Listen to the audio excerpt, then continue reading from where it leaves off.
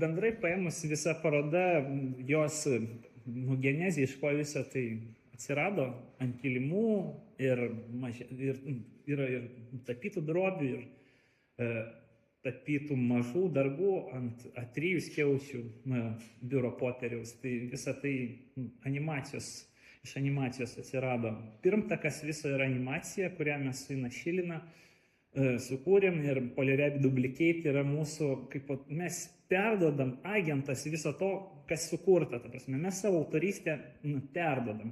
Ir visos šios istorijos, jos yra tokios fikcinės dokumentikos istorijos. Yra toksai dokumentikos žanras mockumentary.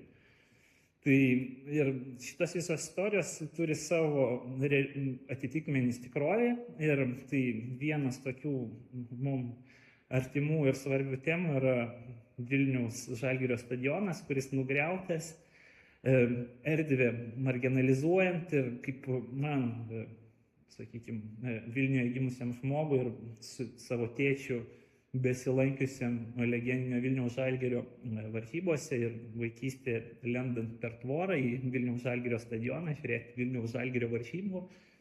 10 metais aš augau, žodžiu, tame rajone, ir tai man artima vieta. Tai Ina Šilina buvo atlikusi plačiai išgarsėjusi Vilniaus Žalgirio stadiono žurnalistinį tyrimą, kokie jo buvo. Ten buvo apie 30 projektų, kaip jį atstatyti, atgaivinti ir panašiai. Ir, žodžiu, ten labai nešvari istorija, kokia jo dabar situacija ir kaip, sakykime, nekilnojamo turto investuotojams atiteko šitas labai svarbi miesto dalis, kuri nuo tarpukario, kai dar rajonas buvo Piromontas, buvo žaidžiamas futbolas. Tai jo, ir tai čia tokia fikcinė istorija, mes vaizdavom, kad protestuotojai susirinko valtelėse su deglais, kaip kad populiaru vasarą plaukioti kanoju su deglais, ir jie protestuoja ir reikalauja indulgencijos iš nekilnojamo turto vystytojų už nugriautą Žalgirio stadioną.